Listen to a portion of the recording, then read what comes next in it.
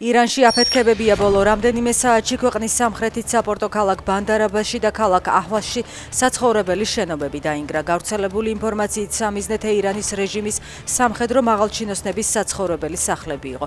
სახელმწიფო მედიამ უარყო ინფორმაცია, რომ დაღუპულია ირანის რევოლუციის გუშაქთა კორპუსის საზღვაო ძალების მეთაური. ვრცელდება ცნობები, რომ მიწისქვეშა საცავები აფეთქდა თეირანის სამხრეთით. 30 წელია განათლების რეფორმას ველოდებით. უღრმესი მადლობა ბატონ ირაკლი კობახიძეს, აცხადებს ტექნიკური უნივერსიტეტის რექტორი რეფორმაზე, რომლითაც მისი უნივერსიტეტი პრაქტიკულად უქმდება.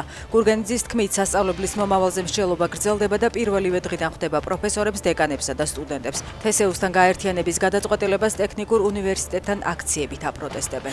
პოლიციამ ეკა ბესელიას შვილი დააკავა. რატი მილორავას პოლიციელის კანონიერი მოთხოვნისადმი დაუმორჩილებლობას ედავებიან. ბესელია წერს, რომ მის შვილს ყელზე ნაჭდევები აღენიშნება და დაკავების შემდეგ პოლიციამ მას ფიზიკური და სიტყვიერი შეურაცხყოფა მიაყენა.